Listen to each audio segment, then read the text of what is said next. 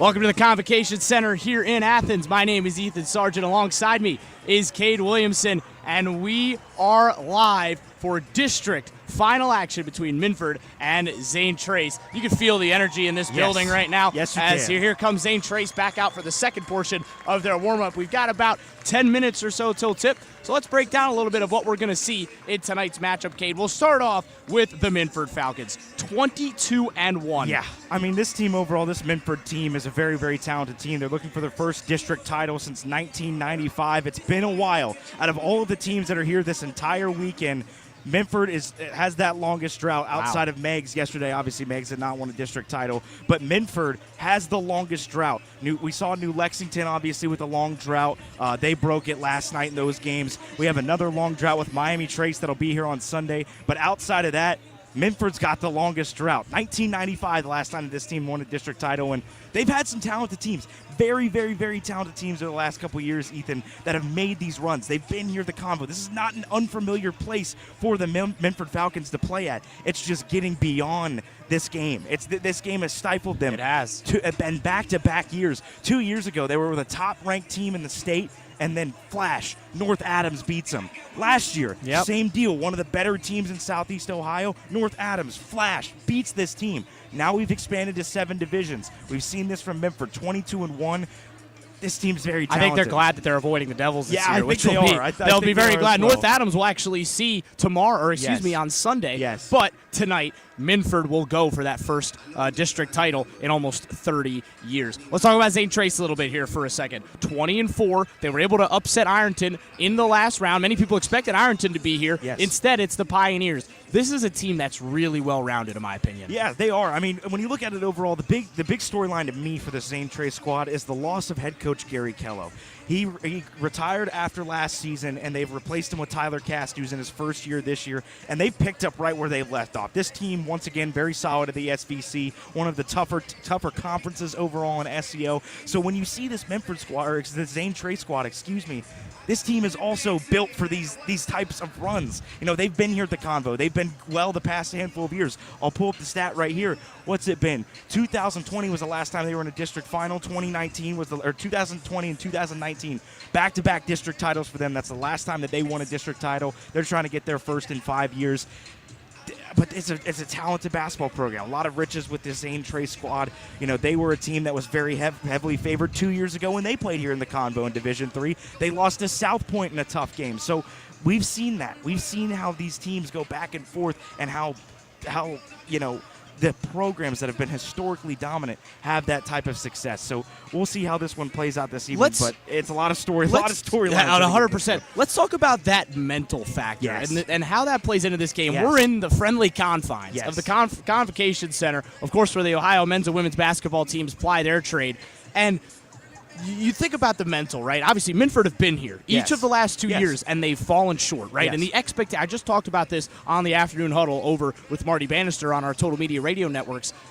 How do you think that mindset, and it goes for both schools, right? Because you think about it, we talked about this on the air yesterday. We were at the Federal Hocking versus Harvest Prep women's basketball game about the surroundings, how the confines play into it. You're shooting in a different basket. You're playing a different depth game. Perception. I mean, we were watching on our way up there last night on the way to the game that we called on the radio. We were watching the stream last night through the Meigs and New Lexington game. That game, I mean, two decent offenses that can score points, and they were slow out the gate, very slow at the game. That game went to overtime, and New Lexington had scored 63 points. So we've seen that here, the Convo. You're going to see lower point games because of the way that the Convo, the layout is. The depth perception is different. This is a large arena. I mean, 13,000 capacity here at the Convocation Center. It's the largest arena that any of these players have played in. Obviously, Minford has had players that have played here before, guys that have contributed and played here before. Zane Trace, a little bit of a different story. Yes, 2 years ago they have some pieces with Gerald that have been some guys that have had some experiences here 2 years ago, but still, it's just a different beast to play in this than in some of those really smaller high school gyms overall. You see that difference. You see maybe slow starts. That's what I think is going to be a key in this basketball game, is who is going to be able to get out to that hot start. Who's going to be able to sit there and say, all right, we're going to turn it on offensively, we're going to get the offenses rolling, and we're going to go from there. I think Minford has a good opportunity to do that, but don't count out the Pioneers. No, not at all. Minford obviously comes into this one. They're averaging 71.38 points a game, while Zane Trace around that 57-point mark. So Minford, what they're going to try to do, what their style of basketball is, they're going to try to outpoint you. They're going to try to make this a track meet. They're going to try to score.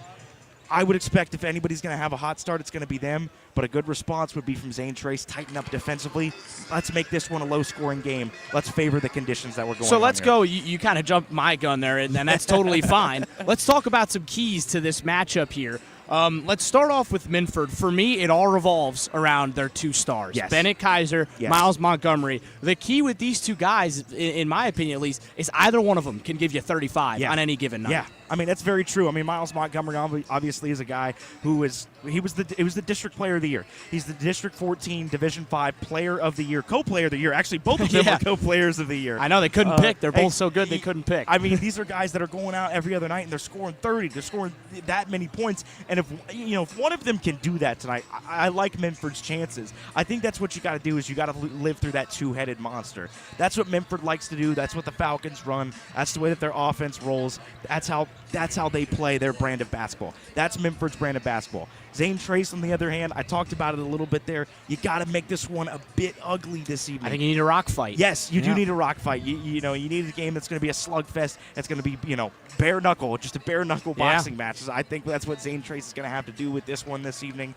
I think that they like to spread the wealth a little bit more with guys like McCullough, with Gerald. I mean, these are guys that also were on those district team lists, first, second, third team lists there with Zane Trace, but they like to spread it around a little bit more. That's what Zane Trace likes to do. That's their brand of basketball. But we'll see. We'll see what type of game this favors, what the style is that we get. I think from that's going to be so interesting. It's two different styles, two varying styles. It's not like the second game that we've got this evening where both of those teams are pretty similar stylistically.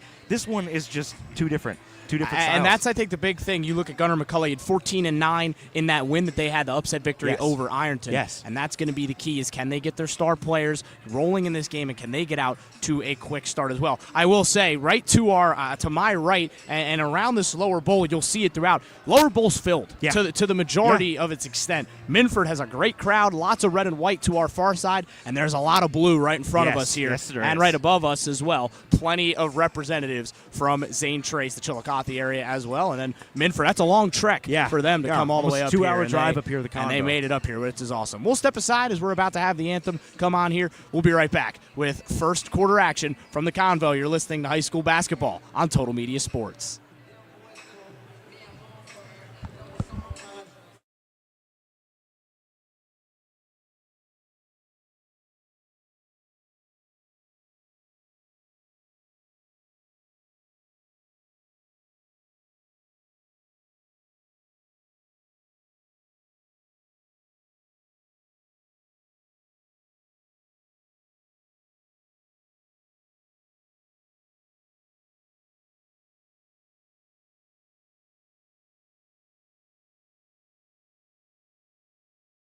Protect our democracy.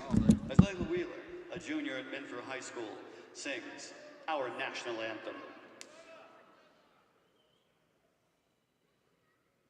Oh, say, can you see by the dawn's early light what so proudly we hailed at the twilight's last gleaming, whose broad stripes and bright stars through the perilous fight o'er the ramparts we watched were so gallantly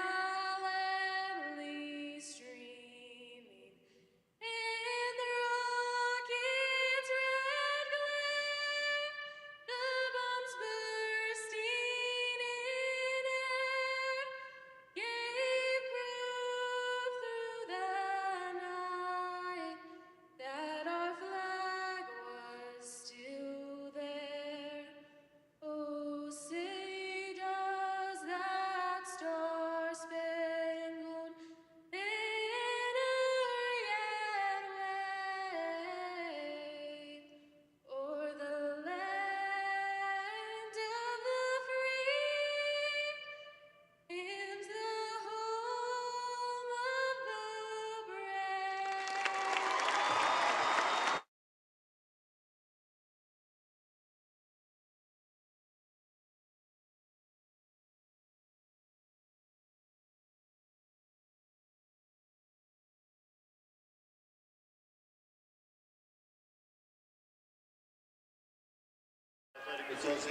Let's play some basketball. Why don't we? It's Kane? time. Nice rendition of the anthem there from one of the Minford students. Great student sections on both sides. You see the Zane Trace over there on the left as Zane Trace's lineup gets introduced, and Minford's over there on the right. Let's do the same here for you all over on YouTube. We appreciate all of you who are tuned in right now. Cade, take us through the lower-seeded Zane Trace Pioneers lineup. Yeah, first we'll go through Zane Trace lineup this evening in this game. Obviously, you got to talk about their guards and first in their backcourt. You've got the senior Landon Gerald. We talked about him, the 5'9", wearing number 0 this evening. We're going to keep an eye on him in this basketball game. Also, senior guard number 15, 6 feet even inches tall, Landon Robinson, as well as Ezra Rippeth, the other senior guard wearing number 5, 5 feet 9 inches tall. Now the front court for Zane Trace in this basketball game. You've got Gunnar McCullough. We talked about him as junior forward wearing number 24, 6 feet 3 inches tall. He had 14 points, 9 rebounds, and 5 assists and a block in that game against Ironton earlier this week. And then the other guy that's going to be big on the inside for the forwards that we really didn't hit on in our pregame, but another major player will be first-team all-district honoree in Division 5, junior forward number 3, Grady Stewart, standing 6 feet 3 inches tall. Zane Trace, obviously 20-4, the 5th seed in the Southeast District. They represent the SVC, where they finished second in conference. Now for Minford, and the starting lineup for the Falcons. Obviously, they are the home team in their white uniforms. First for their backcourt, we got to talk about Miles Montgomery, 5 feet 10 inches tall, the senior wearing number 10 this evening. We've sung his praises so much, and we'll sing his praises all night long. You've also got sophomore guard number 5, standing 5 feet 10 inches tall, Ashton Reeder, who had 5 points, 9 rebounds, 4 assists, and a steal against South Point earlier this week. You also have to talk about Cade Glockner, senior guard number 3, standing 6 feet 2 inches tall. And then obviously the two big men on the inside, Jackson Shoemaker, the senior forward, 6 feet 3 inches tall. And then Bennett Kaiser, the senior, wearing number 41, standing 6 feet 6 inches tall. He dropped 30 in that game against South Point earlier this week. They are 22-1 of the Falcons. They are the number 1 seed in the Southeast District, 10-0 in conference in the SOC3. They are headed by Josh Shoemaker, the Division 5 District 14 Coach of the Year, and obviously Tyler Cassidy in his first season with the Zane Trace Pioneers. This one's going to be fun. This one's got a great feeling in and around this building. Great student section, great crowds, which we always love to hear. Is one of the goats in the building as well, Lou Horvath. An Athens County goat. The Athens County goat. One of the famous voice of the Bobcats, always in here. No lights out in the convo today, but doing the job there and introducing the lineups as we are just about set for tip-off. Kaiser there, the last one to get introduced. You know what they call this time, Ethan, here in the combo? Obviously, we're familiar with it being in and around. It is basketball 30. Yeah. It is basketball 30. 100%. Roundhouse on Richland, basketball 30. What's better? What's better than high school basketball in the convo? Not much. It's always these teams have this date circled on their calendar every single year. Your goal is to make it to the Convocation Center, and obviously farther than that. But it all starts right here, and both of these teams are in a spot that they have not been able to get past in a while. Can Minford break the duck? Can Zane Trace get over the hump? We are seconds away from tip-off. It'll be Kaiser and McCullough on the tip. Kaiser wins it, Minford controls, and we're underway from the Convocation Center. It'll be Miles Montgomery taking it up the court for the Falcons. He controls it on the left side, driving inside. They move the ball a lot and then look for 10 and 41 to have a lot of shots tonight. They're not afraid to pass it off, though. As here's Reeder passing it off, getting it into Shoemaker. He spins inside, won't count. Offensive foul. McCullough there with a great charge taken. And Minford will turn it over there. Great job by Shoemaker, or excuse me, not Shoemaker. That was McCullough being able to control his body and get out of the restricted zone. Already we see a bit of a press right now from Minford. They've offered a bit of pressure in that full court sense. I feel like we're gonna see this throughout this entire game. Although that they are more of an offensive team, their defense, I mean, they have the second best points per game difference out of any team that we will see here at the Convo this entire weekend. Landon Jarrell will control it now. McCullough inside. Great pass to the corner. It's back in the hands of Ezra Rippeth. He gets around and can't quite get it to go. 2 bounces, but the offensive rebound goes to Grady Stewart, and they recontrol Now here's another drive from Good Rippon. pass. Gets it into Good McCullough. pass. And Zane Trace draws first blood. That was a great offensive set there from Zane was. Trace. Good offensive rebound to keep it alive there for Stewart. Yeah, just a reminder for those of you watching on the screens, it's the white three-point line today here from the Convocation Center. There's Kaiser pulling up for two, and that is smooth like butter. We've seen it overall with the way that he can play with that 30-point performance against Sound Point. He's able to just take over these type of games. He is. Him and Montgomery obviously have the ability to take over these games. How is Zane Trace going to be able to limit their offensive production? Yeah, Bennett Kaiser going to have to do it like usual. So efficient offensively and so elite for this Minford squad this year. Now Zane Trace going back to work. Here's Grady Stewart kicking it out. Rippeth controls now inside to Another McCullough. great pass. 2 for 2 so far for McCullough, and he's got a great connection forming early here with Rippeth, and it's 4-2. Montgomery back the other way. Step back. Is able to get it out now. Here's the three ball from Reeder. No good. He faked it. And now Montgomery drives. No good off the glass. Shoemaker with the offensive rebound, and he gets it to go. Shoemaker's size on the inside is going to be a problem for the Zane Trace squad. He's very physical. He's one of the more physical guys that will be on the floor. He plays like a true forward inside that paint, almost a center for this Minford squad. Yeah, this one's already feels like a great chess match developing here between these two squads and these two coaches, Josh Shoemaker. And again, Tyler Cassidy, year one in the Convocation Center. You talked about that in the pregame as up goes the shot there from Landon Jarrell. No good, and the rebound is fought for, and referee's thinking about it. No signal yet, and it will stay with Minford. Yeah, they're going to give it to Minford there. And it was tight. Yeah, it was there in that situation. And obviously we talked about how some of these games here, the first time that you're in the combo, it might be a bit of a slower start, but I want to take a page out of good old Gene Hackman's book from Hoosiers. Still a 10-foot rim. Still a 10-foot rim there in Hoosiers. They use that, obviously, that analogy there. Montgomery and one. There he goes. And one. Miles Montgomery. Straight to the hoop he goes. I remember watching him when they played Jackson, I believe, down at that alumni down in Jackson High School last year. Miles Montgomery, and I was like, this guy's a junior? This was in 2023, and I was like, this guy's a junior? Yeah. Played like a fifth year, even though they don't do that much in high school. I'll say I've seen a couple of these guys before. Zane Trace's first game, 2,000-point scorer, by the way. Yes, which is a crazy the all-time number leading scorer in Minford Falcons history. There is Miles Montgomery, and he gets the N1 opportunity to go. 3-point difference. Cashes it 7-4. Minford's first lead of the game. Montgomery playing some tight defense there on Landon Jarrell. Now McCullough controls at the top of the key.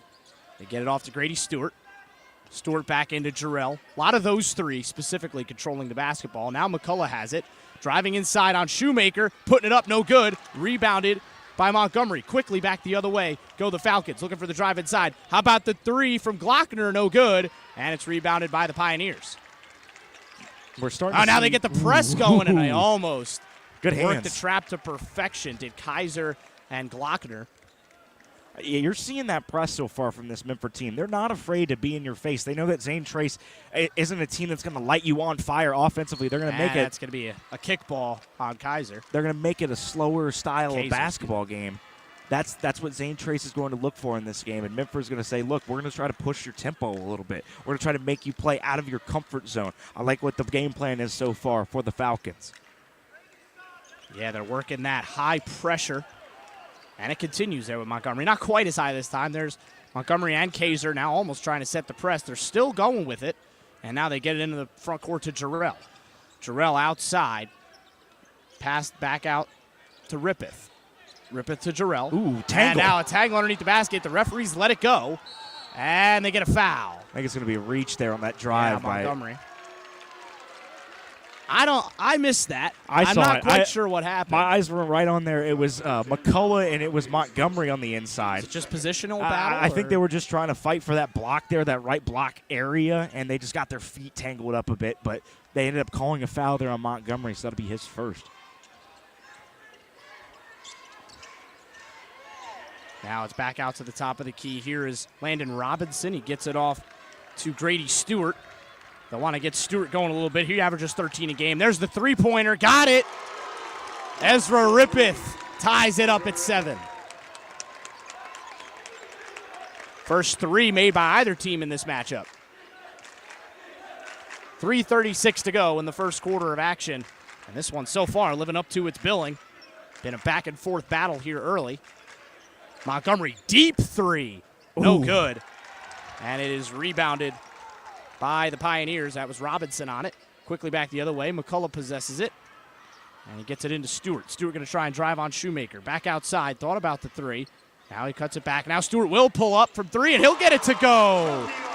Zane Trace heating up from behind the three-point arc. That one was good if he was wearing green and white in the Convocation Center. I mean, Zane Trace is a team that likes to shoot it from the outside. 35.60% shooting team from the outside this year. Kaiser in the mid-range, no good. Rebounded by Jarrell. 10-7 Zane Trace. Robinson's on it. Spinning inside, stepping back. This is a three. No good. Rebounded by Montgomery. Back the other way go the Falcons. Montgomery will fade, step back. That shifty movement. No good off the front of the rim. And Zane Trace will go back the other way. The pace is picked up here a little bit over the last couple minutes. Here's McCullough underneath the basket. And they're going to get a blocking foul on Shoemaker. Drilled the three. Wouldn't have counted. Too much contact there on the inside from Shoemaker, the senior. And that's the big thing about this Minford squad is they're a pretty heavy senior team. You obviously have Montgomery, you have Kaiser, you've got Shoemaker and Glockner. Those are all the guys that really get playing time as their seniors. But the other thing is both these teams don't go too deep onto their benches. I mean, we're really only going to see about we did just see the first sub of the game. Yeah, Curtis Glenn just came into the game. 7 deep probably for about both of these teams. And there's the two coming in. Nice forehand basket there for Robinson. Timeout, Minford. Zane Trace feeling it early, and the crowd in blue and red in front of us is loving what they're seeing so far from the Pioneers. 30-second timeout. We'll stay here, and it gives us a chance to thank some of the sponsors we've got today for this matchup. Shauna Stump, State Farm, is a trusted sponsor of Total Media, as well as Carver Family Chiropractor from all the way out in Minford. So we appreciate them hopping on with us, advertising with us. Thank you very much. And so what are the adjustments you think Minford need to make here? I think you got to work quicker offensively. I think so far that the Falcons haven't worked the pace. I think that's what they like to do. You know, they like to do that pace. They like to push the pace. They've already shown that defensively of how they try to get in your face and just be very, very present in this basketball game. Minford has not done that offensively so far. I mean, when you look at it, the overall combined points for both Montgomery and Kaiser at this point of this game is you've got Montgomery right now with 3 with that and 1 opportunity, and you've got Kaiser with 2. That's 5 of their 7 points, but they've been limited so far. Yeah. I think you have to start to get a little spark for both of those two. See if you can get something with a drive and dish on the outside. Maybe set some higher pick and pop screen. Yeah. You know, maybe that could work. Especially with Kaiser being the tallest guy on the floor at 6'6". Yeah, we'll see what the adjustments are. Here's Montgomery. We know how well he can get to the court. Kaiser in the mid-range. That's his spot. There you go. Right there on the corner. Great work there offensively. And now look at the press. Right back to it goes Minford. They get a much-needed bucket. It's 12-9. Kaiser defending Robinson one-on-one straight up. Kaiser stumbled way back. Robinson gets it back. Robinson setting the offense, now motioning to some of his other Pioneers. Now he kicks it to Stewart. Stewart drives inside, gets it to Jarrell. Jarrell back to Robinson. Patience, the name of the game right now on offense for the Pioneers. Here's Stewart. Now he pulls up from 3. That's their guy. Wow. They're not missing. They're not missing right now. Only 1 missed three-pointer from the outside for Zane. 2 missed three-pointers from the outside for Zane Trace. No, it is 1. They're 3 for 4 so far from the outside tonight. Lighten it up, and it's Stewart in particular. Now Kaiser trying to get on the act. He'll drive inside. Beautiful pass. And the finish. That's Ashton Reeder getting in on the action. And it's 15-11. Zane Trace doing a great job with getting the shots underneath, but now Minford starting to find it inside the arc. And Stewart will check outside, and look how high the defense is. He's got that green light from anywhere. You've got to put perimeter defense on here. Make an adjustment here if you're Minford defensively. I like it. Here's the kick out to Robinson. Now Jarrell controls it at the logo. Of course, the big Ohio logo in the middle there. Looking back towards his coaching staff, trying to sort the play. Now we'll get it back to Stewart at the right elbow. Being defended by Reeder. Almost lost it there to McCullough. McCullough will spin. Now he will lose it. Montgomery back the other way, 2-on-1. Montgomery all the way himself, and he gets it to go. 15-13. And that's those handsy defenses Can't let that happen if you're Zane Trace. Those transitions is where Minford thrives. Play for the final shot here for the Pioneers. With 10 seconds left, I think you play for the final shot here. Looks like that's what they'll do. 7-6 on the clock here in the combo. Here's Jarrell controlling, being defended. And he puts up the three. That one's no good. And who's it out of bounds of? Won't matter. Won't make a difference anyway. Possession area will favor Zane Trace to start the second quarter. 15-13. That was a fun first quarter. Yes, I would sign up for 3 more quarters of that. We'll step aside here at the end of the first frame. 15-13, Zane Trace listening to high school basketball on Total Media Sports.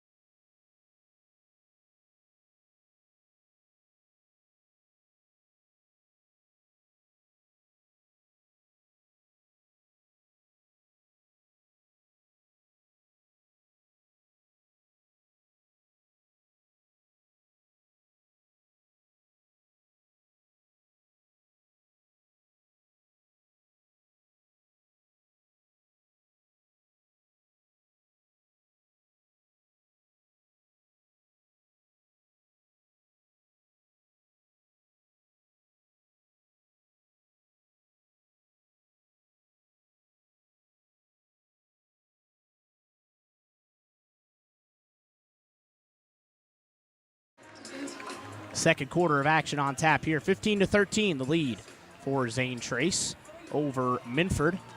Right now, leading the way for Zane Trace is number 3, Grady Stewart, hitting a couple of three-pointers.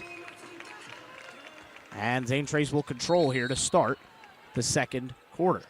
Jarrell will have it. He's had a lot of the basketball, Landon Jarrell. Couple of Landons on that squad. Landon Jarrell and Landon Robinson. Montgomery got a hand in there. Great job by Stewart to keep that basketball in and in the possession. Now they got a three-pointer, putting it up.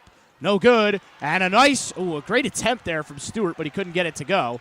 That three-pointer came in from Noah Houston, who's off the bench now for Zane Trace.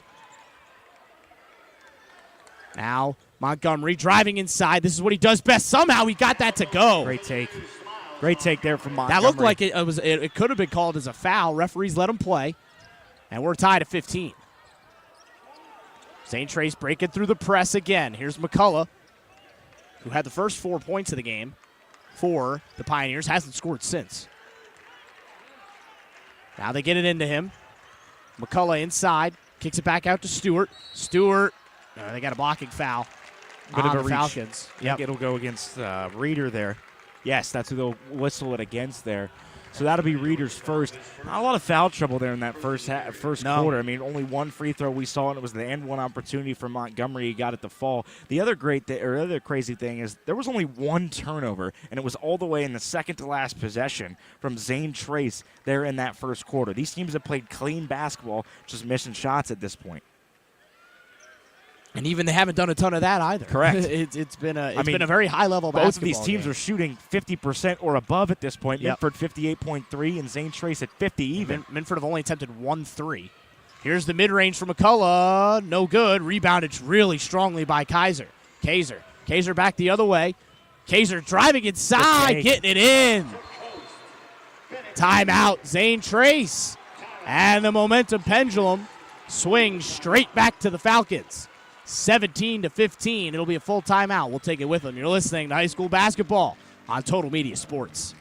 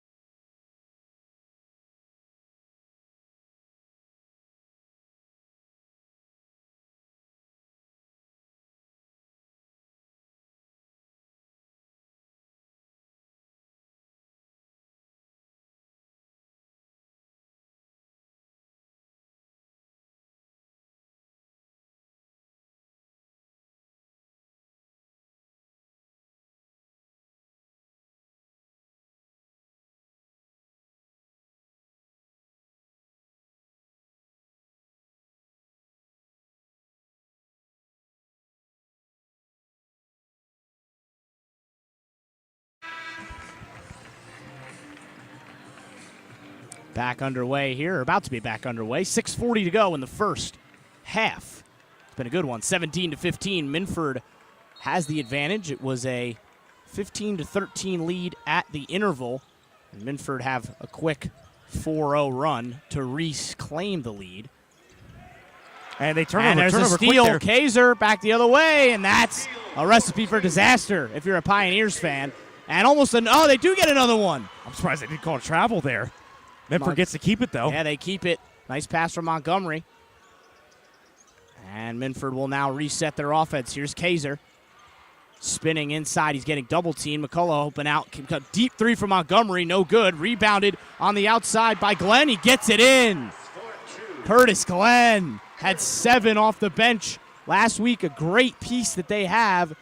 And stole a couple possessions back-to-back there, did the Falcons. They extended to a 6-point lead. This is where Zane Trace is going to need a bucket in this situation. They're currently trailing behind. It's been a run from Minford down the stretch. You need a bucket here, and they're going to get an opportunity And they get to a shoot foul. Minford doesn't like the the call. They did call. not like it. It was Montgomery who I think they're going to whistle the foul against. It'll be That's his Montgomery's second foul. And he does not like the call either. He's walking all the way around the court, but on the inside there, it was McCullough against Montgomery. Obviously, the Minford faithful are down there right by the play. It was close, but just too much contact there on the inside. 2 shots here for Pioneers. And McCullough makes the first one to stem the flow a little bit there. It was a 8-0 run briefly there. Now that'll slow that down for just a second. They needed that, and Minford were threatening to pull away a little bit there. Pioneers are trying to reel them back in. Again, 20-4 Zane Trace came into this one with. And the second free throw is drilled as well. So a big possession there, much needed one for Zane Trace. 21-17 as Montgomery brings it up the floor. The star senior, such a great senior duo. And now here's Kaiser underneath the basket, pulling up from the mid-range. Difficult angle, didn't get it. McCullough will snag the rebound. Back the other way goes Landon Robinson. Landon Jarrell went to the bench is on the bench right now for a portion. And now I lied. There is Jarrell. He checked back in is what happened. Yeah, they checked him in for Houston. Yes. He got a little bit of a rest, but he checked back in. He couldn't get that 3 to fall, couldn't get the 3 to fall. Now Montgomery has it. Here's Kaiser at the top of the key. This is where he loves to do his best work. Driving inside, no good. Again, Minford faithful shouting for a foul. They don't get it. Here's Stewart. Don't want to let him shoot the 3 the way he's playing. He threw it away. That was Glockner with the steal. Now Montgomery with speed and aggression. Doesn't get it. Kaiser with the rebound. Got it. I mean, there were 3 Pioneers up under the basket there trying to get a rebound in that situation. You got to block out. You got to find somebody that's coming down court, get a body in front of them, and get a rebound. It's not often that Montgomery misses a layup in that situation. You got to be able to take advantage and snag the rebound. As now Lyndon J. Rule will go to the basket himself. That was too strong. Rebounded, and they're going to get a It's going to be a loose foul. ball Yeah, foul. it's going to be a loose ball foul. It's going to go against Curtis Glenn. Yeah, it's going to be on Glenn there. I saw that shove. And it will be Zane Trace basketball. Second foul of the quarter. Third foul. They hadn't updated the scoreboard quite yet. So third foul. Only one more to give for Minford with over half of the quarter still to play. I think if you're Zane Trace here, you need I talked about it all year with some of the games I've called as momentum possessions. Yeah. It's a big momentum possession right here for Zane Trace. You need something that's going to be an and one. And McCullough has it stolen away, and it was Glenn again doing a lot of hard work defensively for the Falcons right now. Now Montgomery. Ooh, he took a tumble, got up. Oh, he is upset too. He is visibly upset. He's not happy. What's with Rippeth? He's pleading his case to the referees there. They called this on the floor, so even if that had gone down, it wouldn't have counted. Team first. And looks like Montgomery's.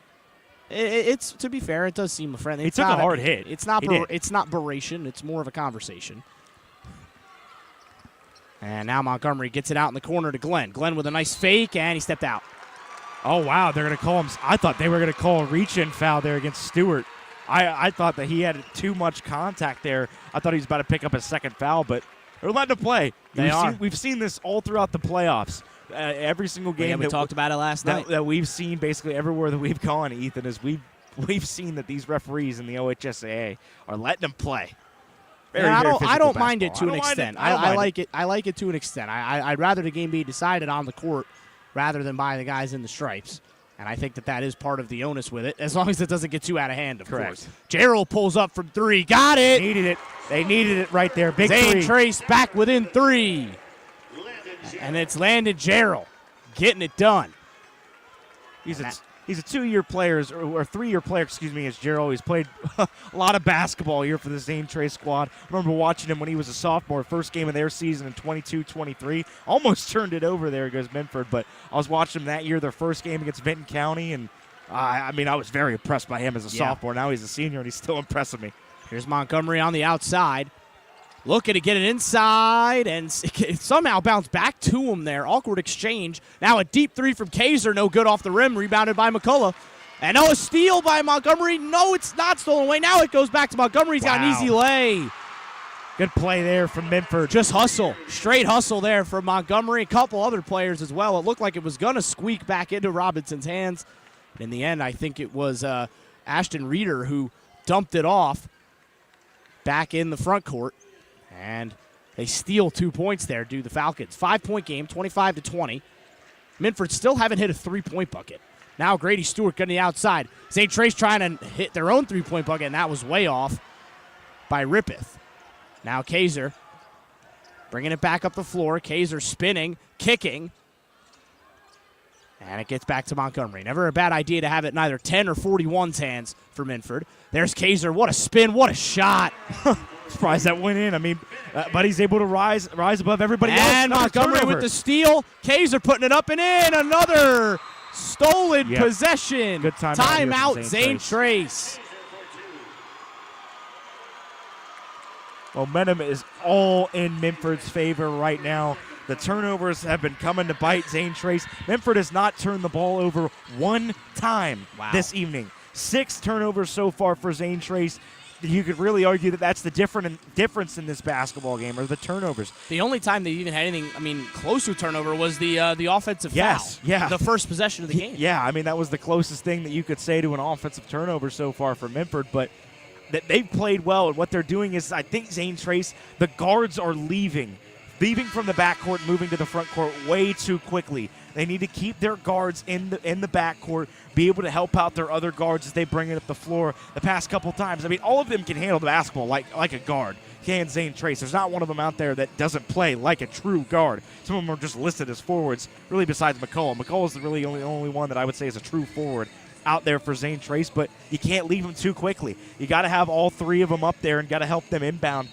That's where you're going to find success. Going to need it here from Zane Trace. Make an adjustment. Well, here's McCullough trying to make something happen. Gerald actually led them in points against Irons. He had 15. McCullough had 14. Both of them were the leaders for the Zane Trace squad in that upset win over the Fighting Tigers. As well as Stewart had 14 in that basketball game. So, again, that's what the spreading the wealth is the kind of the key to it. Montgomery almost had a steal. Again, he's just everywhere. He is. Does it. So much effort consistently from him, and it's always a full sprint. Never a half jog, always a full sprint, and that's a commendable talent and ethic to have. And he doesn't leave the floor. Ooh, I don't know what that. He kind of tensed for a second. Yeah, he did. Now J-Roll will spin inside, puts up an awkward shot. And it oh, goes. My goodness, wow. What a roll. That one hung for about what 5 a roll seconds. For J-Roll. And J-Roll gets it to go. And it's a 7-point game. 29-22. Minford will bring it back up to 4 minutes, 17 to play.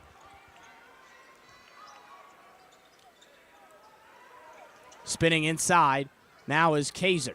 Kaiser all the way back out. This is Glockner to Glenn. And then back out to Reeder. Reeder back to Glenn. And always a good idea to get it to this guy. Kaiser putting it up. Putting it out, just out of it. Again, it looked like that true mid-range. That's his spot. He's been trying really hard to find it. Now they get a double dribble. Oh, those are the sort of mistakes you just can't afford if you're Zane Trace. And that was Houston, who came off the bench there briefly. And he will head straight back there. Robinson will come back into the game. We're Noah Houston. Just a crucial mistake. You get a chance to potentially get the game down to a 5 or 4 point lead. Instead, it goes back to the Falcons. 29-22. It's been a good, high-paced, high-energy first half. And Again, the energy that's reflected in the stands is being reflected on the court. Great crowds for both squads today. And again, if you couldn't make it down and you're tuning in on Total Media Sports, we appreciate having you with us here on the station. As Montgomery will control, and they'll just work a little bit of clock here. Minford not keen on letting the Pioneers have a ton of time at the end of the half. Montgomery still got it. 25 seconds to play here in the first half. Montgomery still got it, being defended very tightly by Ezra Rippett. There's the high screen that was set by the opposite number 5 in Reeder. Now Montgomery still controlling the basketball. 12 seconds to go. Montgomery now with the swing. Here's Reeder. Gets it to Kaiser. Kaiser spinning, shooting, no good. And it's brought back to Glenn. He gets it, no good. Still bouncing around. And did he get it off? No. It would have been really tight. I think they were going to count it. They didn't wave it off there. It would have counted if it went. It did not go down, and it ends 29-22 after the first half. We'll step aside for a extended break. When we come back, we'll have halftime stats and reactions and what Zane Trace needs to do here in the second half to erase the 7-point deficit. You're listening to high school basketball on Total Media Sports.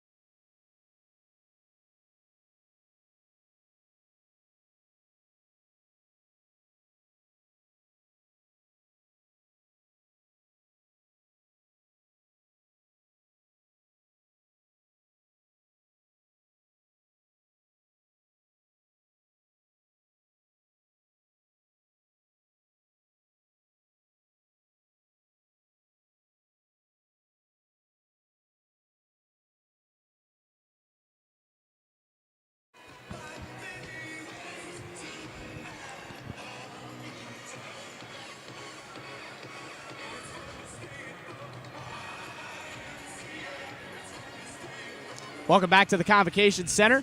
I'm Ethan Sergeant. Cade Williamson is alongside me. Halftime here between Zane Trace and Minford. 29-22 is the Falcon advantage. We can take a helpful look right over there to our right and look up at the Convocation Center scoreboard where we can check out some of the stats from today. Minford right now, it's Bennett Kaiser leading the way with 14. Yes. Yeah, Kaiser so far with 14. You've got Montgomery right behind him with 9. Overall, more of the spreading the wealth that we've seen from the Zane Trace squad. You obviously have offensively, you've got Stewart so far with 6. McCullough has 6. McCullough leads the way with 3 rebounds. Also 5 points for Gerald, as well as a 3 from Rippeth. That's what we've seen so far for Zane Trace. They're going to try to spread the offense. That's what their offense is going to try to do. Obviously, Minford on the other end is living through their 2 co-players of the year in Division 5 and District 14. But we've seen that so far from Minford, and that's what I want to see is what is Zane Trace going to do to try to combat Montgomery and Kaiser. So far, it's just been transition. That's where Minford started to really expand. Yeah, this how many basketball steals game. did Yeah, they have I mean, there? you at first half 7 turnovers for Zane Trace, and you had none, 0 in that first half for Minford. That's the difference so far in this basketball game. That's what we've seen so far to the point. That's where Zane Trace is going to have to take care of the basketball. We've seen the offense start to spread out. Both these teams are settling in. They're hitting three-pointers. They're starting to find their stroke from the outside. How are they going to be able to adjust here? I think Zane Trace, what they're going to have to do here offensively in the second half, I know it's a little bit uncomfortable, but you got to pick up the pace a little bit. I think that's where Zane Trace is going to have to try to get this Minford squad, especially with Minford being with that pressure, that full court pressure. That's where we're going to have to see some of those changes. I think Zane Trace could do that. Just quick passes, try to get it up the floor, break that man-to-man press quite easily. Try to get McCullough down the bucket, down on the block. Maybe somebody else who's the trailer, kick it with a 3. Something like that is what I think Zane Trace is going to have to do. And you look at, obviously, it was 15-13 Zane Trace at the end of the first quarter. Yes. Then from there, it was, let me do some quick math in my head. It's not my strong suit for those of you who are just who are having your first introduction to me.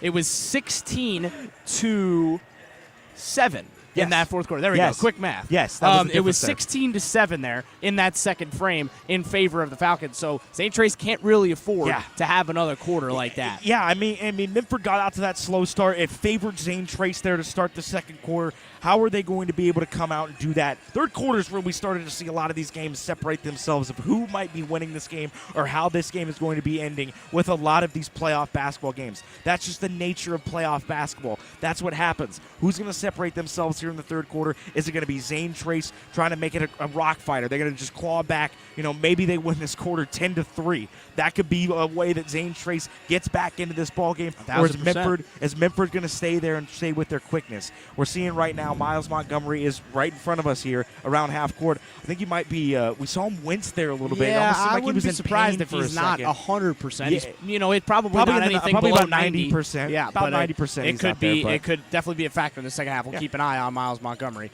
as we go. We'll step aside for our last quick second here. When we come back, we'll have third quarter action live from the Convocation Center. 29-22 Falcons. You're listening to high school basketball on Total Media Sports.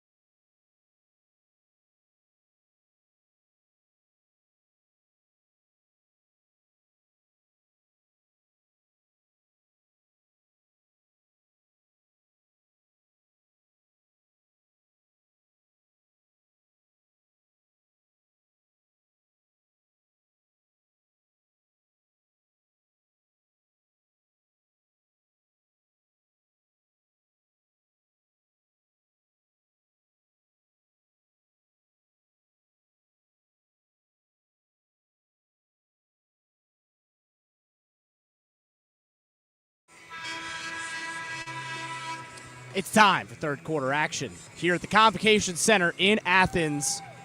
This is the District 5 Southeast 2 regional district final almost. Took a second, but we got it eventually. Minford, we're going to have the District 1 final. Immediately after this, it's Wheelersburg and Chesapeake. We'll have a separate stream for that we'll direct you to once this one is over. We still got a half to go here from the convo. Minford and Zane Trace were 29-22. And there's Montgomery trying to go right back to work. No good. Rebound, Kaiser. And he doesn't get it. Gets another rebound. He loses the ball. It's a fight, and it gets out to Zane Trace. What a great fight that was. It was honestly a good work there on the inside from Rippeth, who was able to poke it out. Now's the three from Stewart. No good. Got his own rebound. Got it up and in. Missed the three. Did a great job at coming back to the basketball and getting it back. 29-24. Now Montgomery. The screen was set there by Reeder. Montgomery inside to Kaiser. Reeder tried to keep it in, and it's stolen away. That was Rippeth who stole it back. And this is a good start to the second half for Zane Trace. I mean, no turnovers in that first half from Minford, and then easily 2 straight out the gun here of the second half. We're seeing Zane Trace's defense start to step up. Can they get a big offensive possession here? Here's J-Roll. J-Roll going inside. Couldn't get the roll. Nice rebound by Shoemaker. Can he hold on to it? He does. And back the other way, another turnover. Wow. Did we jinx them three at straight, halftime? We three might have. straight out the gate here in the second half for Minford. They've turned it over 3 straight times. Zane Trace, though, you have to answer with this offensive possession. You can't let this one go to waste. Can't. 100%. Robinson putting up a 3. Bang! Another one. Firing from the outside. Landon Robinson cuts the deficit to 2.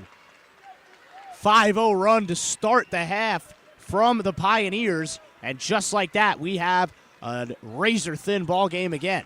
Here's Shoemaker. We didn't see a lot of Shoemaker in that second quarter. Here's Kaiser going back to work. There's Reeder on the rebound, doesn't get it.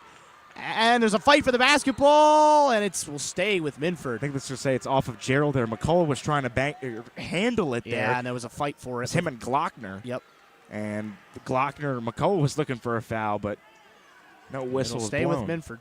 And that's a bonus possession stolen away by the Falcons. Montgomery will inbound. Inside, nobody covered. Shoemaker, why did he double pump? He put it up. Faking there for a second. He had a wide open layup. Must not have known that there was anybody behind him. I don't think he had any idea that there was no one on his back there. I think he figured it out once he had the second pump fake. And it is 31-27. It was four points there for Shoemaker. Here's McCullough outside. There's Errol looking for the screen. Nice roll there for McCullough. Kicks it out. 3-pointer, Zane Trace. No good. Rebound, McCullough. And Montgomery stepped out of bounds. Yep. I thought I saw that foot land right before he threw it out of his hands. Ezra Rippeth went forward. He averages 7 a game. He's got 3 so far to go with 4 assists. Now, nice corral there by Stewart. Top of the key being defended by Montgomery. Got a size advantage. Not a crazy one, though. They get a screen. Now, here's the matchup they probably want on Shoemaker. Nice pass inside. Here's Rippeth being triple teamed. Now he gets it out. Great ball movement.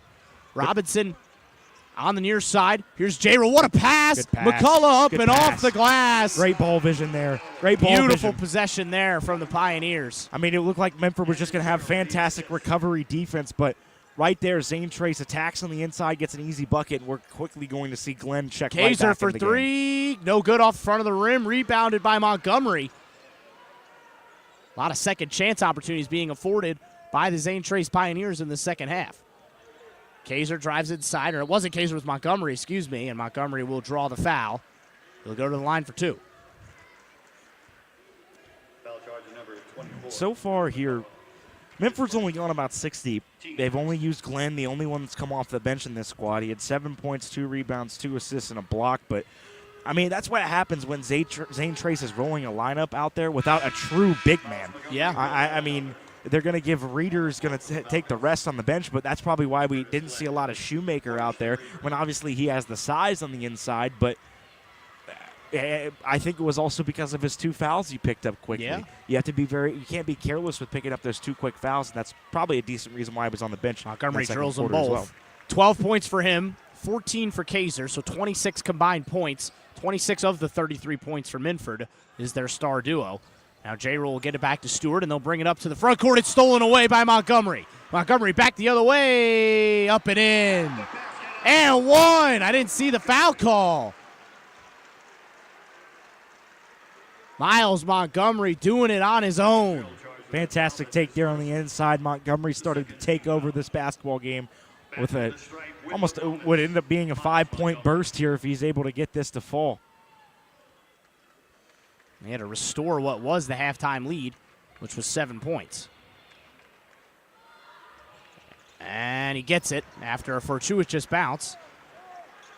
And Zane Trace will have to fight back once again like they did earlier in this half. There's that full court pressure, which has caused Zane Trace some issues. They get out of it this time. Here's Rippeth. Rippeth to Stewart. Falling over there was Glockner. Stewart's got it back. And here's Jarrell. And Jarrell might be the shortest player on the court. Him or Rippeth. Yeah, only for Zane 5'9" Trace. is Jarrell on the floor. But he is a general in terms of the way that he controls the basketball and that offense. Definitely the big thing I've noticed so far from the Zane Trace squad. Here's McCullough. Gets it off. Here's Rippeth. Inside, Robinson going for three. No good. Rebounded by Montgomery. Montgomery going the other way. Speed into the basket. No good. Kaiser with a difficult rebound. No good. And he gets a third bite of the cherry. And he gets it to go on the third time of asking. Timeout, Zane Trace. 38-29. We'll step aside here at the Convo. You're listening to High School Basketball on Total Media Sports.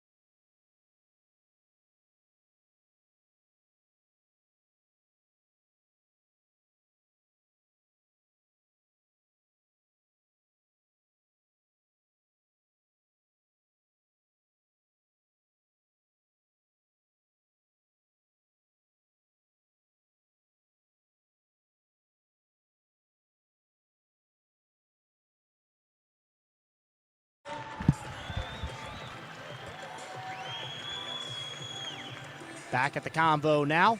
Zane Trace will possess, but they're down 9. Largest deficit they've faced so far in this matchup. Minford pulling away, and it's all thanks to their star duo, Miles Montgomery and Bennett Kaiser. Right now, we talked about either can go for 30 on any given night. Right now, they're both on pace to go for about 25, 30 points. They've combined for 30. Yeah, they've combined for 30 as of now.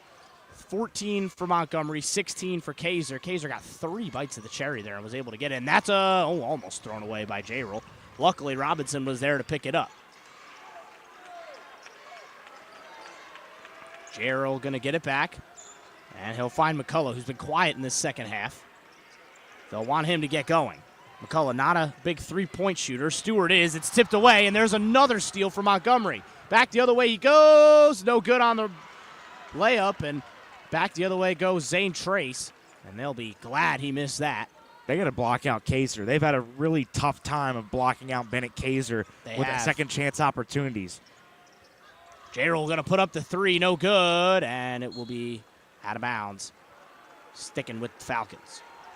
Yeah, Zane Trace, after calling that timeout there, didn't really switch anything up offensively. I think that's what they're going to have to do. They have to do something different offensively in this basketball game. The three-point shot is going in your favor so far. You've been able to hit multiple threes from the outside, where we haven't seen any from Minford so far. So Minford haven't hit a single three-point basket. That's crazy. But that's because of the slashing ability of Montgomery, and now we see a switch in the defensive set. 2-3 zone now for Zane Trace.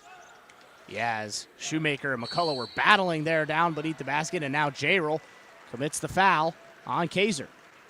So to the line for 2 goes Bennett Kaiser. First time we've seen him shoot free throws today. Montgomery comes to the line for a quick breather, quick water. And he's played every single minute. Him and Kaiser played every single minute of this basketball game. They usually don't check out for Minford. Very well-conditioned basketball players with their ability to play all 32 minutes of the game. Yeah, out of the game checks Curtis Glenn has been a nice piece to have off the bench. He's definitely had his moments. Only 2 points, but he has definitely made his presence felt, especially on the defensive side. Kaiser drills both free throws, and the lead is up to 11, 40-29. Minford has the advantage right now. J-Roll bringing it up the floor. Gets it into Robinson. Robinson back to J-Roll. I don't know why he stopped his dribble there. I think Robinson had Kaiser beat off the dribble. What you got to do, maybe something to rise and fire around the elbow. Take it 2. Here's McCullough trying to, again, it feels like Zane Trace needs a bit of a spark right now. Feels like you need that spark. Maybe it'll be one of these guys. Maybe it'll be J-Roll. Here he is on the basketball now, and he stumbles over, and they'll call a foul on Kaiser. So it'll be a side out for Zane Trace. 2:04 to go in the third quarter. Team first. First foul of the quarter by the Falcons. And a couple of substitutions coming in here for Zane Trace. No, Houston We're going to see Judah Hanks for the first time today. Robinson and Rippeth will check out of the game. We'll see if this switches something up offensively here for Zane Trace. They started off quite well here to start this third quarter, but since then, it's been very, very quiet after a handful of momentum possessions and a couple of big buckets. Yeah, they've struggled since that. It's been an 11-0 run. Yes. All in favor so far of Minford, and they turn it over. Yeah, J-Roll threw it out of bounds. 10th of the game. Compared to Minford's only 3, I mean, that's another point that's been made in this basketball game. That's a huge difference. That's the main difference in this game is that Zane Trace has had some troubles handling Minford's pressure defense while Minford is taking care of the basketball well this evening. They really are. And all 3 turnovers have been in this third quarter. They had 0 coming in. Going for the alley-oop, and Kaiser. Oh, man, the roof might have come off on that red side if that came to blows. Kaiser, man, he can fly. Yes, he can. He's 6'6", and he plays like a guard. Yeah, that's skill that can translate to the next level. Now J-Roll going to the rim. Got it and one. Landon J-Roll got one when they needed it bad. Count the bucket and give him the bonus. Yeah, he's going to need this and one opportunity here. Zane Trace only took 2 free throws in that first half. We only saw 3 in total in that first half. Minford's now had 5 in this second half so far, but this will be the first for the Pioneers. Montgomery did check out of the game there very briefly, I believe. He's back into the game now. I think he was just going to get a drink from the bench is what it was. Another first-time switch here. Cohen Larson, another senior, going to check into the game. And McCullough will take a seat for a minute.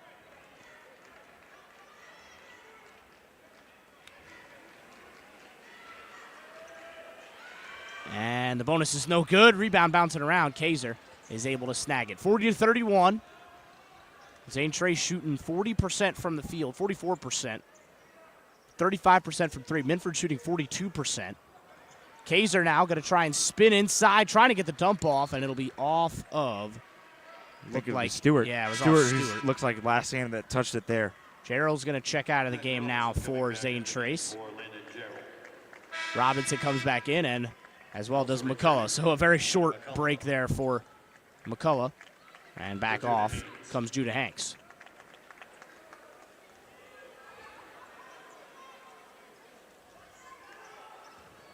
Three-pointer from Kaiser, nothing. And back the other way goes Zane Trace. Got to string some possessions together here at the end of the quarter. Quickly down and travel. Yeah, they got to walk. I thought that's what it was. I mean, there was some Houston contact there, but it looked like the travel happened as Houston jogs down the opposite way. But, I mean, Minford's ability so far, the lead is what's kept them safe in this ball game. They've got out to about a 6-point lead, and they've kept it within that and about 11 for a majority of this basketball game. Obviously, Zane Trace started well in the second half, but outside of really the beginnings of the halves, that's where Zane Trace has struggled since then. They haven't been able to string an offense as we get deeper and deeper into the quarters. Minford are just keeping the pace right now, and that's what they need to do. With this 9-point advantage, here's Kaiser inside. That's a spot. He dumps it off this time, trying to set the screen for Montgomery to potentially drive, as he's so capable of doing. He's a slasher. He's a 100%. true That's the best way to describe it. Guard. Him and Kaiser both. I mean, they're just their ability to they get to the bucket easy. They attack the basket very well. They're not afraid to draw contact. And I think they're going to hold for the last shot here, or at least close to it. Montgomery has got it right around the Cleveland area of that midfield logo, midcourt logo, as he drives now back down towards Athens and comes inside, spinning, and they get a foul on Rippeth. It'll be on the floor. He does not agree with that call. No, he does not. Foul charge number 5, Ezra Rippeth. His second, team fourth. Don't want to foul here again if you're Zane Trace, because that would send the Falcons to the line regardless. They've been perfect, 6 for 6 tonight. Has Minford from the line. It's been Montgomery and Kaiser. Yeah, Montgomery, I believe, with 4 of those free throws. Kaiser with 2. And here comes the inbound coming in from Glockner. He'll get it to Montgomery. 6 seconds. Montgomery, deep 3, no good. Rebounded by McCullough. He gets it out, and they put up the three-pointer. It's good if it goes. No good. Ooh. Rippeth there with the shot. That might have changed the whole complexion of the final frame.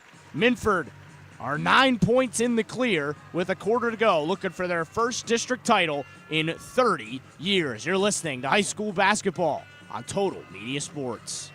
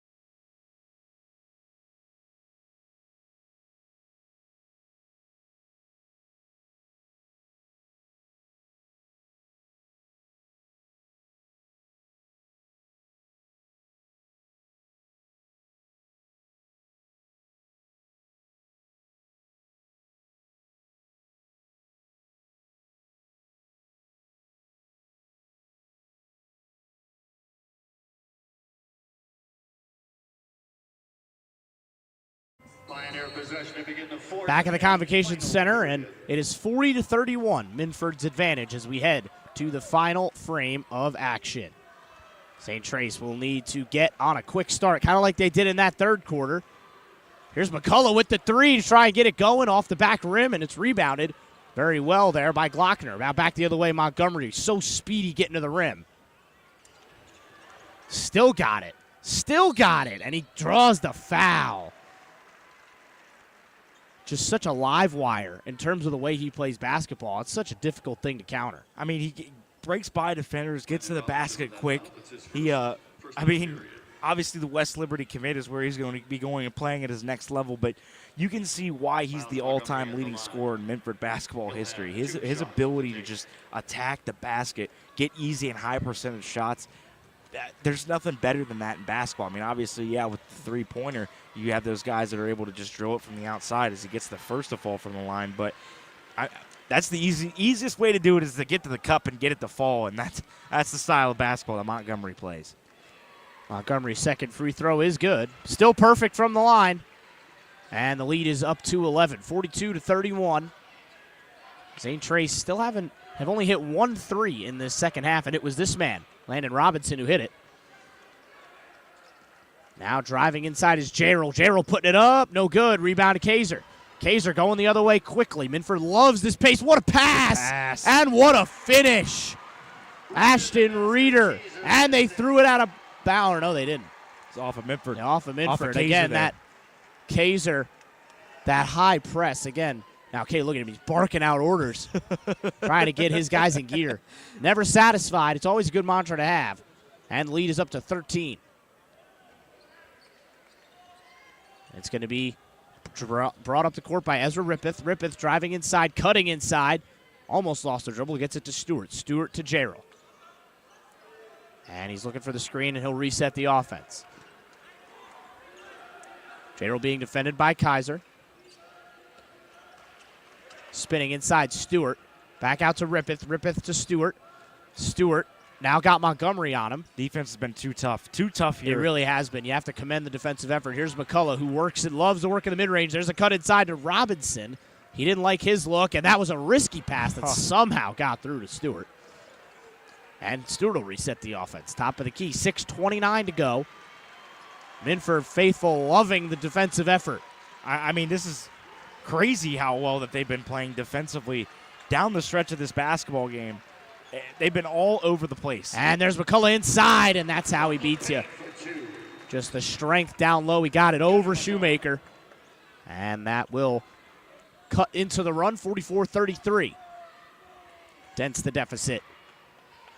Minford will try and reclaim that advantage right here. Miles Montgomery. Again, you got to be so careful with him in so many different aspects. Kaiser now has it. Kaiser will drive inside, trying to find the feet inside, and they get a walk. Extra step. Yes. He did. See, and that's where in this basketball game, the way that this game is played out, it's been rock fight. It really has been that style of basketball game. No threes from Minford. You're shooting the same percentage as Minford if you're Zane Trace, so you like your odds. If you look at that in the box score, the difference is turnovers still. You got to be able to take care of the basketball. Minford now, that's their 4th turnover. Both these teams have had 4 in the second half, but those 7 in the first half for Zane Trace are coming back to haunt. They need a big offensive possession here. And you got to start pulling the trigger on threes. McCullough tried to go up, and he was fouled in the process. To the line for 2 goes Gunnar McCullough. Averages about 14 and 8 a game. And right now, he's at about 10 and 5, so getting pretty close to those averages. Gunnar McCullough at the line. He will have 2 shots. He'll have 2 shots here. First one is no good off the front of the rim. I think that might be the first missed free throw of the entire game. Second. Zane Trace missed one a little bit earlier with an and one opportunity. Oh, yes, J-roll. Yes, you're right. Second free throw is also no good. And in the fight for the rebound, McCullough made up for it a little bit by getting his own rebound. Now J-roll to the hoop. It was tough, and it's a foul on Kaiser. He doesn't like it one bit. No, he doesn't. It'll be his 3rd, though, so he's really the only player that's been into any bit of foul trouble in this game. Yeah, Montgomery had 2 pretty early in the second half, but they kept him out there, and he was smart, didn't pick up that 3rd foul. J-roll now will shoot 2, try and do a little bit better than McCullough did. And he can't make that one. Wow. So that's 4 straight missed free throws. All in the second half. For Zane Trace. All in the second half. They went perfect 2 for 2 in that first half. All the missed free throws have been in the second.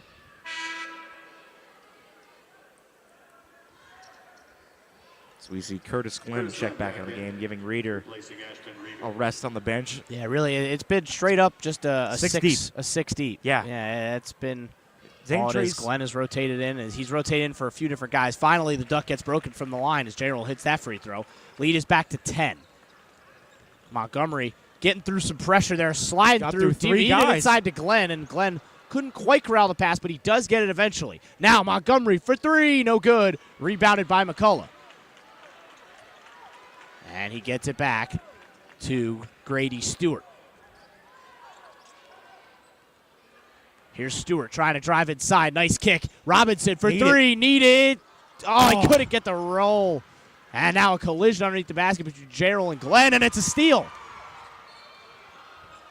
And they get a foul on Glenn. And it won't, I think he waved off the shot, so it'll be on the floor. Or no, he didn't wave off the shot. It looks like he will go to the line. I saw the wave, right? I thought I saw a wave. No, he's pointing underneath the basket. He said, yeah. The official that called the foul is pointing underneath the basket. Okay, no, so I wasn't crazy. We'll be on the floor. I thought it was on the floor as well. Yeah. Well, that's the 3rd foul of the quarter on Minford. 1 assessed so far to Zane Trace.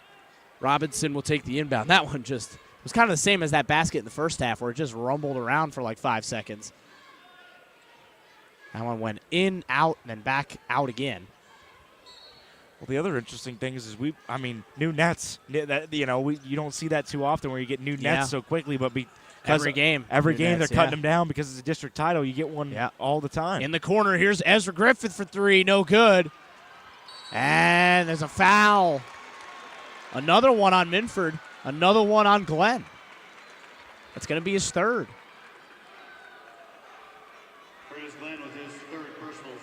14 foul. This one will send them to the line. Back to the line, Gunnar McCullough. He'll have 2 to take. McCullough will shoot the first one, and he'll get it. Man, that was a flat free throw. Very low arcing. Yeah. Hey, it doesn't matter as long as it goes through the net. And they get the lead back to single digits, 44-35. And it started so hot from 3, but I think that's been a backbreaker here in this second half as they've only hit 1 3-pointer. You got to get it down to about 5 within the 3-minute mark. That's what Zane Trace is going to have to do. And they don't get the second free throw, and it was really well done to be kept in at the backside there by Glockner, and then they get a foul on McCullough underneath the Minford basket. And the Minford faithful did not like that. The whistles are a little bit more frequently blowing here down the stretch of this game. As we're going to get a Minford timeout. It's going to be a full timeout. We'll step aside as well. 4 minutes and 26 seconds to go. Minford getting closer, but not out of the woods yet. It's a 9-point game. You're listening to high school basketball on Pure Rock. Oh, not Pure Rock. Total Media Sports. That's Force of Habit. That's Force of Habit. Total Media Sports, YouTube. We appreciate you all tuning in. We'll step aside.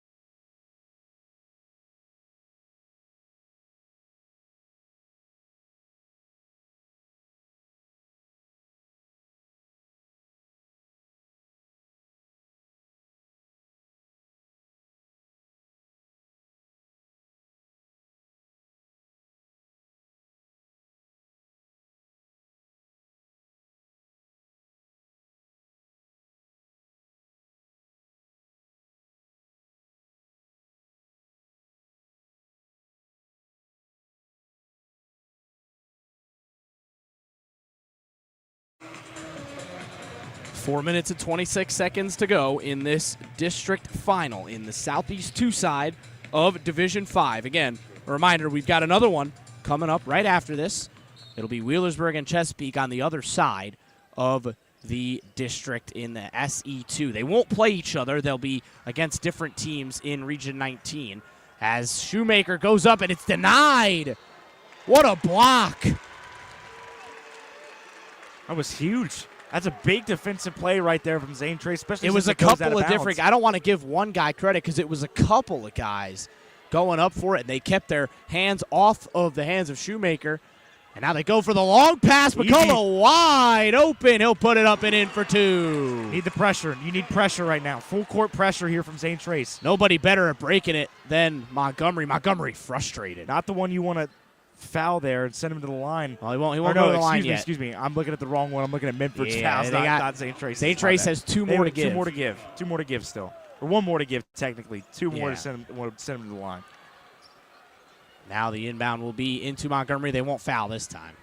Trying to get a little handsy there as we're – oh, they almost got that one. Now Montgomery will be fouled by Rippeth. Rippeth didn't like it. I think if you're the man in the stripes, can't really win. Yeah. And maybe that's what we're trying to see here from Zane Trace is pick up 2 or a few fouls here and there to get to that point. They don't have any more to give now, so both teams are shooting free throws the rest of the way. I think this might be very similar to the game that we watched last night up between Harvest Prep and Federal Hawking up there at Pickerington North, where it's going to be lots of free throws down the stretch. And I would say so far now there's the favors swing Minford. pass all the way to the corner to Glockner. Glockner into Shoemaker. Shoemaker spinning inside. Now gets it to Glockner. Faithful of Zane Trace wanted to walk. They don't get it. Here's Montgomery. Cutting inside. No foul there. That should have been a foul against Gerald. He put 2 hands on him. Same against Stewart there. Yeah, he they're put letting 2 him hands play on here. Yeah, Montgomery now in trouble. Gets it out to Shoemaker in the corner. He puts up the 3. Got it. First 3 from Shoemaker. Minford drills their first 3 of the game and extends the lead back to 10. Montgomery picked up a triple team there, and when you get triple team, there's going to be somebody open. Now, Zane Trace will look to pull it back, and there'll be a foul on Montgomery. That's his third. That'll send Zane And Trace to the Grady line here. Grady Stewart will go to the line for 2. Or actually, no, this will be a 1-and-1. Or no, it's all 2 now. It's all 2 now. Excuse me. They just changed that this past year. No more double bonuses in high school basketball. So 2 free throws coming for Grady Stewart. That one looks short, but he gets a nice roll. He gets the first free throw down. It's a 9-point game again. 3:06 to go. And I think I agree with you in that it could well come down to the free throw line. And if Minford can extend their lead continually, you probably don't want to send number 10 to the free throw line. You're going to try and send one of the other players. Second free throw is also good from Stewart. Into the game comes Judah Hanks for the second time today. Stewart will check out briefly. I think they might do this for foul opportunities. I mean, they're only down by 8 at this point. I said you need to get it to 5 with 3 minutes left. We're at the 3-minute Here comes that mark. high press. Still at 8. Ooh, dangerous pass there, but it's picked up by Glenn. Glenn to Kaiser. Kaiser back to Montgomery. You need more pressure here. I think you need to start forcing some traps. You need to be more attacking. Here it comes. Yeah, there it was from Rippeth. They get it to Kaiser. Kaiser back to Montgomery. Look how high they're playing I think you're offensively. Now Montgomery spins smart. away. They're playing smart. What they're doing is they're forcing another one of Zane Trace's players on the inside out wide. Yep, and there's the foul. Not the guy you want to foul. On Montgomery. You don't want to foul him. I think you should have fouled Glenn. You had a chance to foul Glenn there. Send the guy with 2 points to the line, as opposed to the guy who has 16 and is perfect from the free throw line. Yeah, I mean, he hasn't missed at all, and earlier they had 8 free throws total before these shots that are coming up here, and he's taken 6 of them. So here's number 7 and 8 tonight for Montgomery. He's been perfect, and he continues that stretch. And they've all been just straight down the can. Yes. No funny rolls, no bounce or bounces, around, no nothing like that. Straight Easy. down. Easy points. He's going to say, take me to the line. Sure. Easy. 9-point game, 2:39. And he's still perfect. And Minford's still perfect from the line as a team. 10 for 10 on the stripe. Very impressive, and that is a 9 skill for 9 that they'd love to have here. Is they're going to have to probably make a few more before this one's over. Feed inside to McCullough. Had it poked away by Shoemaker. Great job defensively from the big man. They get it back to Miles Montgomery. Montgomery spinning inside, and he has no interest in going to the basket. Don't foul him. Force a pass now. Shoemaker. Foul somebody. No, they get it off, and they get it back to Montgomery. Montgomery spun away, keeps spinning away, and now he gets fouled and back to the line. Miles Montgomery goes. A guy who's played every single minute of this basketball game and has conditioned himself to play every single minute is not the person you want to send to the line. He's got his legs underneath of him. He's been perfect from the line. They threw it away to Shoemaker. That's the guy you got to foul in that situation. He hasn't been to the line yet. Foul somebody else.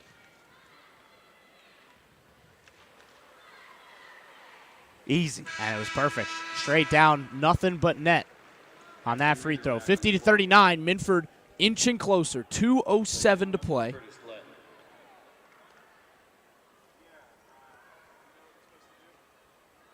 Montgomery still perfect, and he's still perfect. 51-39, the lead is back up to 12. J-Roll's got it now, being defended by Ashton Reeder.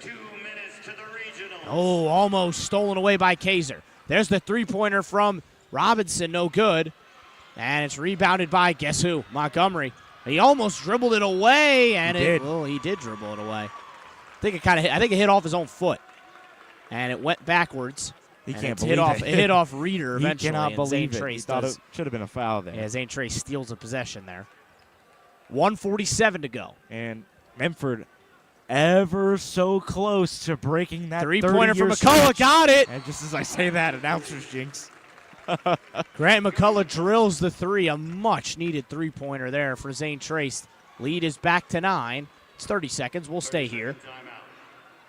Minute 44 to go. So if you're a Zane Trace fan, how do you get back into this game?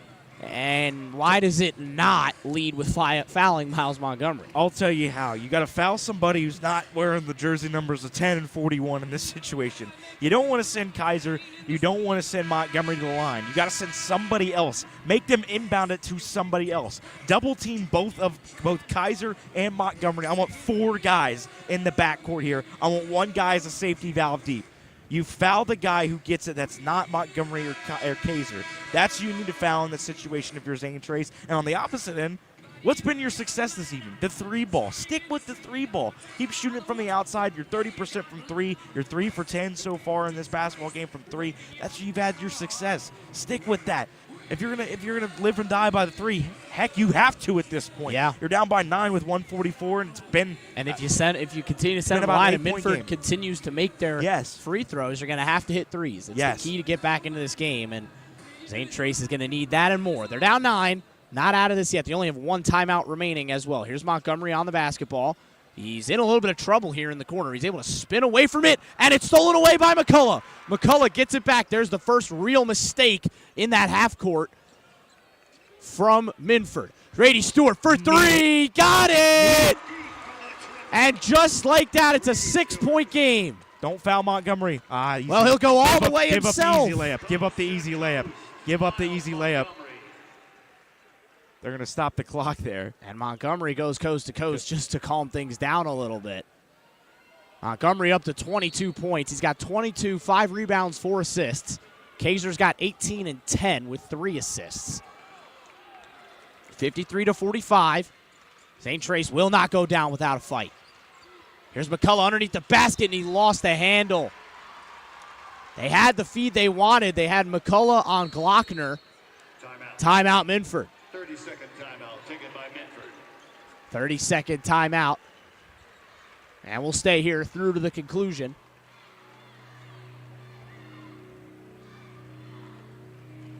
Minute 66 seconds to play. 66 seconds to go. Minford are inching closer. You said it just a second ago. 30 years of pain and heartbreak, specifically the last couple of years. I mean, 2 years ago, that Minford team was, I think they were the top-ranked team in the state, undefeated, heading into the convo, and then lost a crazy upset to a North Adams squad with Branson Copas and company there. A couple guys that we'll even see on Sunday that are still part of that squad, but it's been a tough road. Minford's probably pretty glad that there was an expansion of divisions, and they don't have to see the Devils of the SHC anymore as they take on Zane Trace today. 8-point game. And yeah, look, they're straight up face guarding him now. They got 2 guys on him here. Can't foul one of those 2. Cannot foul Montgomery. Cannot foul Kaiser. Yeah, they set the off-ball screen. Here's Kaiser. I think you'd probably rather foul Kaiser than Montgomery. I would in this situation, but I mean, it's like picking, would you rather die by cyanide poisoning or like Russian roulette? Yeah, it's one of those 2. It's just didn't think I'd hear that tonight, but here we are. But I mean, these guys have combined for 40 of their 53 points. Make somebody else shoot it other than these 2. You can see why they're the co-players of the year in District 14. And you can also see why they were co-players of the year. They both operate off each other so well. It's like Shaq and Kobe out there. It's like that video of Shaq and Kobe out there. It's more like Russell Westbrook and Kevin Durant, though, with the way that they actually play. Kaiser made the first, and he misses the second one, but he gets his own rebound, and he put it up and in for the foul. And you can see the emotion. Kaiser feeling it. That might have been and that is just a brutal. That might have been it. One. Don't want to get too ahead of myself, but that might have been it. 61 seconds to play. And Kaiser will go to the line. That's also the 5th foul on Robinson, so he's done. Yeah, he's done. That'll be likely will be the end of his high school playing career there. And he will get a big round of applause. Zane Trace fans on their feet. Bennett Kaiser with the bonus. Kaiser will shoot the bonus free throw and drill it this time. 12-point game, minute to play. Zane Trace got to push the pace and hit a couple more threes like they had gotten it relatively close there. Just felt like just a couple of seconds ago. Now they're back to the 12-point deficit. Got to get rid of it now. They get it to McCullough. McCullough thought about the 3, got Kaiser to jump. Now he kicks it outside. Here's Jarrell for 3. Got it. They still shot well. I mean, they've hit their last 3 3-pointers. They have. Zane Trace has shot well from the outside. I'm surprised that they haven't worked more of a pick and pop offense throughout the second half of this game. I feel like that would work very well for this team. They shoot well from the outside. They're very talented shooters from 3-point range. I think a pick and pop style of play would have worked well down the stretch, but they've tried to attack on the inside. I mean, when you have an option of McCullough easy on a block, you're going to take that nine times out of 10. It's just that sometimes it's slipped away a little bit here and there, Just got to keep it consistent. Zane Tracer out of timeouts. 57-48. Minford do have 2 remaining. 9-point game. They're going to have to play this full court defense again. And again, we're not done today. We've got another game coming up after this. This one's been fun, but Chesapeake Wheelersburg coming up next. Probably would be, I'm not sure, is that game supposed to tip at 8:30 or was it scheduled for 8? Scheduled for 8. I think we'll be a little bit later than that. Yeah. It's 7:30. Because I think right they do now. the trophies and then they put 20 minutes on the clock. Yes.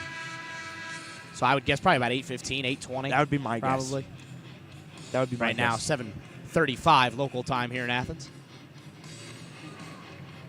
38 seconds away. It's been a slow fourth quarter with all the free throws. That's probably why that's happening. Kaiser will get out of the press, and they get it to Shoemaker. You want to foul him, and they do. Hasn't gone to the line yet. It's been all yeah, Kaiser, again, Montgomery. rather free test throws. the unknown than deal with the guys who've made a combined, who've missed a combined one. That's the easier one to do rather than count them all up. His 4th foul. Sends Jackson Shoemaker at the line with 2, the double bonus. 14 combined they've made. There you go. 14 of 15. And Shoemaker misses the first one, so again, probably the smart idea to send somebody not named Kaiser or Montgomery to the line.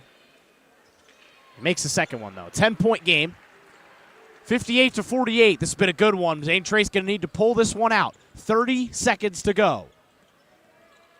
He's driving inside his J-Roll. Puts it up. No good. McCullough fought for the rebound hard. J-Roll puts up another 3. No good. That was way short. And it's rebounded by Minford. Kaiser's got it. And he's fouled by McCullough. And now the Minford. The Minford faithful are on their feet. They can start to sense it now. 30 long years. 30 long years for the Falcons fans since the last district title. The in last 2 have felt like 1995. about 30 themselves. Yeah, yes, they have. And, I mean, they can. It's a great thing for Minford with the squads that they've had the past handful of years. Definitely deserved one. Stories like these are why the OHSAA has expanded its playoffs because look at the emotion. You get an opportunity. Look at how much it means to Bennett Kaiser. You can see it right now. He's motioning to something on his chest. It's clearly weighing on him here. It's been the past 2 years of struggle. Because, Montgomery, Kaiser, Montgomery's pumping his fist. He said, finally, we did it. We finally got the monkey off the back. Exactly. We had the same thought there. It's the relief more than anything. And Zane Trace. And then on the other side, of course. Checking out a lot of their seniors here. They were a very senior-led squad. Gerald, Robinson, Rippeth, Houston, Hanks, Larson. Those are guys that have all been seniors. And they're playing their final minutes of basketball. Out. I mean, the last time that Zane Trace was here was Minford goes 1 for 9 from 3. Yes, and it does not matter. And it doesn't matter because they've just been able to slash the bucket and play so well. Kaiser's second free throw is good. 15 seconds to play, and Minford look like they're going to do it. He's kicking it around in the corner. There's the three-pointer up and good. Nice three-pointer drilled there. Roman Berry. That's Roman Berry, one of the sophomore pieces, and Minford have done it. The Falcons, for the first time since 1995, are district champions in the state of Ohio. Moving on. Would you Pioneer fans, let's have a nice hand for your departing seniors. Huge win. Landon Gerald. Noah Huge Mason. win for Minford. Like I said, this is why a lot of small school advocates had said it was good for the OHSAA to expand its playoffs because you don't get teams like North Adams and Minford playing in a district semifinal or a district final. You know, they're able to play in their own separate divisions now, and it's not as crowded, you know. But And again, look how much you see as they go straight to the students. Montgomery, oh my God, Kaiser almost jumped up into the stands. He probably could if he really wanted to. Almost did the convo leap. Yeah. Shoemaker getting up there for a high five with one of his buddies. And again, you can see how much it means, that outpouring of emotion, the excitedness, and it's deserved, right? You come short back-to-back years. You understand how much it means for them to be able to get the job done here, and they're not done. Of course, they're not done. They'll go to the regional semi where they will be a team that could very well make a run in Division 5. We've been following this team all year long with these two players. When they've got those two guys on the floor, they combined for 46 points tonight. Miles Montgomery, 22, 4 assists, 5 rebounds. Bennett Kaiser leading the way with 24 points, double-double, 11 rebounds, and 3 assists.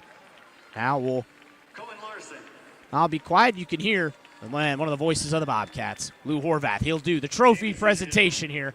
We'll step aside, and after the trophy presentation, we'll come back, break things down, and we'll set you up for the next one, Chesapeake and Wheelersburg.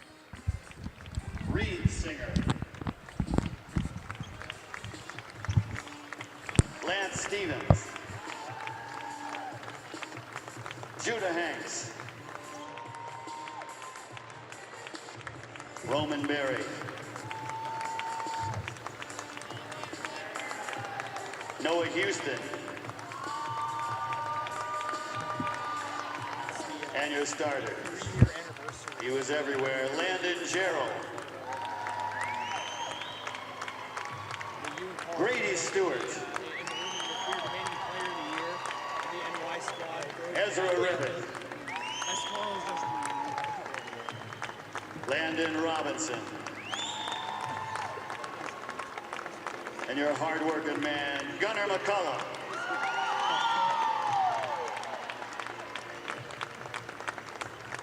Head coach, Tyler Cassidy and his team.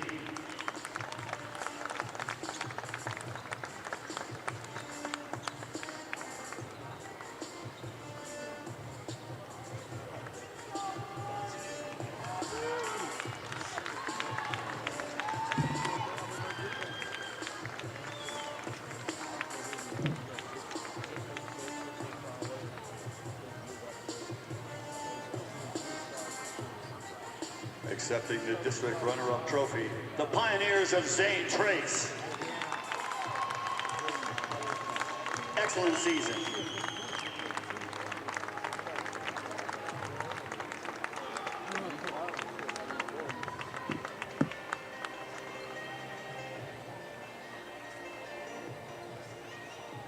Now let's recognize your district champs, the mighty Minford Falcons.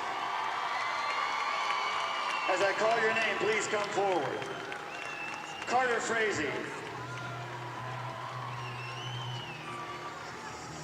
Wyatt Dyer. Ethan Cordell. Colt Donahue. Mark Napier. Tate Johnson. Ty Borland. Maddox Porter. First man off the bench, Curtis Glenn. And your starter, Jackson Shoemaker. Cade Glockner. Ashton Reeder. Big man in the middle and high flying, Bennett Kaiser. And you should call him the field marshal, Miles Montgomery.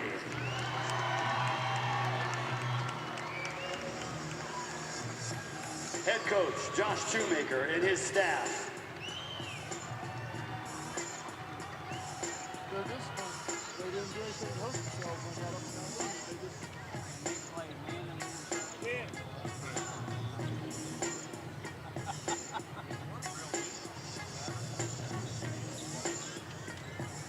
your district championship trophy, the Falcons of Minford.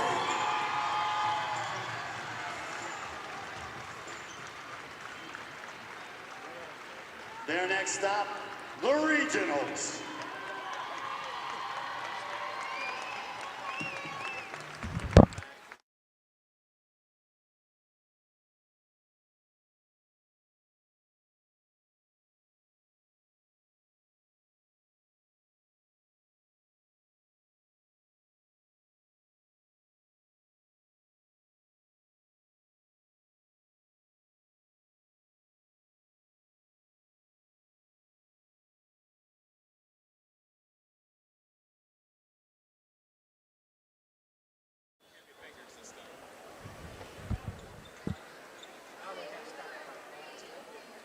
Final score, once again, 60-51. We saw it here at the Convocation Center as Minford were able to take down Zane Trace. Congratulations to the Falcons and their faithful, their first district title since 1995. Cade Williamson is right there. I am Ethan Sargent, and that was a fun one to call, Cade, wasn't it? It was an enjoyable basketball game. I thought that this game was going to be about an 8-7-point game throughout. I thought that Minford down the stretch would kind of stretch it a little bit. We saw that.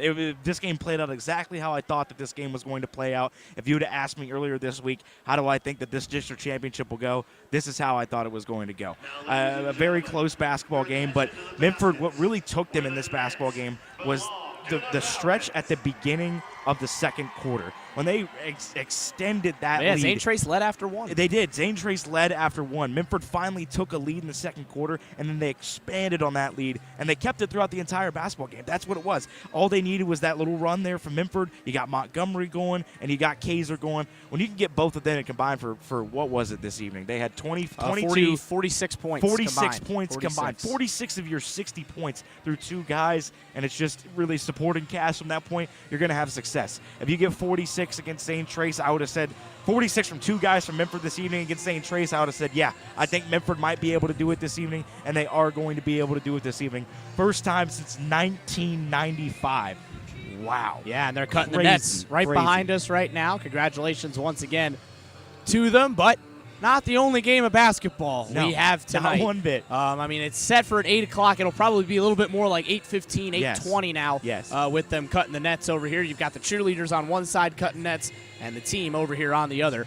So congratulations to Minford, but we'll shift the focus over to Chesapeake versus Wheelersburg next. Thanks so much for tuning in, Minford, Zane Trace, whoever. We really appreciate having you on this game. But again, we're not done. Tune in just about 20-30 minutes time. It'll be over on our separate stream on Total Media Sports on our YouTube channel. If you're subscribed, you'll get a notification when we go live, and it will be within the next 20 or 30 minutes. We'll have another game for you. It'll be Chesapeake and Wheelersburg. I'm already looking. The Wheelersburg student section has already filled in. We're probably full. 30 minutes till tip, and it is already filled. A lot of history in that basketball game. We're gonna break that down in the pregame. The history between Chesapeake and Wheelersburg, how both teams got here, Wheelersburg's path especially, and what we're looking to do, and how both teams can potentially win that game. Thanks so much once again for tuning into this game. Cade Williamson, Ethan Sargent, congratulations again to the Minford Wildcats for getting their first district title in 30 years. Once again, the final score, 60-51 Minford. So long for now. We'll see you in a couple minutes from the Convocation Center. Have a great night.